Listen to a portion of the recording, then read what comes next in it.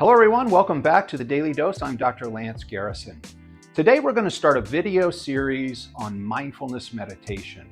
And it's inspired by Jon Kabat-Zinn's book, Wherever You Go, There You Are. And we're going to take a look today at the fundamentals of mindfulness, what it is, why it matters, and how using mindfulness can transform the way you experience your life every day. But let's start with a question. Have you ever driven somewhere only to realize you have no memory of how you got there? Or sat down to eat and suddenly all the food's gone, but you barely tasted it? Well, that's the opposite of mindfulness. And if that sounds familiar, don't worry, because you're not alone. The vast majority of us are living on autopilot. And Kabat-Zinn writes that mindfulness gives us a simple but powerful tool for getting ourselves unstuck. So first, let's clarify what mindfulness actually means. Kabat-Zinn defines it as paying attention in a particular way on purpose, in the present moment, and non-judgmentally. Now, by on purpose, we mean being intentional. Instead of just letting your thoughts wander, you actually direct your focus. In the present moment means just what it sounds like. It means paying attention to what's happening right now. Not yesterday's regrets or tomorrow's worries. And then non-judgmentally means just observing without criticism. You're not labeling your thoughts or your feelings as good or bad. You're just noticing them as they arise. And I know that probably sounds simple, but let's face it. Most of us are hardly ever fully present at any given moment in the day. And you might wonder, why should I even care about that? Why should I care about mindfulness? But here's the thing, life happens in the present moments. It doesn't happen yesterday. It doesn't happen tomorrow. It happens right now. And as Kabat-Zinn puts it, if we're not fully present for those moments that are happening, we may not only miss really valuable stuff going on in our lives, but fail to realize the richness and the depth of possibilities for growth and transformation that we have. Think about it. How much of life are we missing because we're too distracted or just too busy planning for the future? Mindfulness gives us the tools to show up today for our lives. And it's not just about enjoying the good stuff, although that's a big part of it.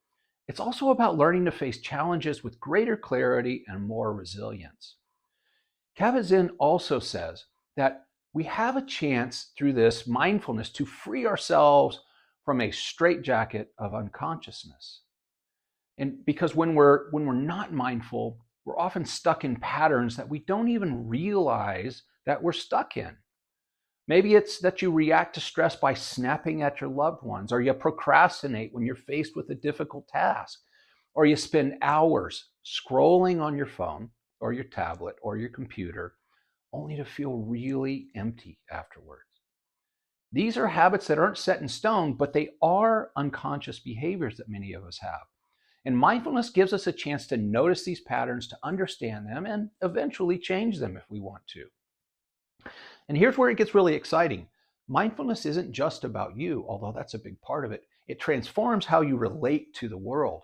It's a way to begin to take charge of the direction and the quality of the wonderful life that you have, including your relationships with your family, your relationships at work, the larger world, and most fundamentally, the relationship that you have with yourself as a person. And when you practice mindfulness, you become more present for your loved ones. You approach work with greater clarity of mind. You feel more connected to the world around you because you're actually present in it. But most importantly, you start building a healthier, kinder relationship with yourself. So, how to begin?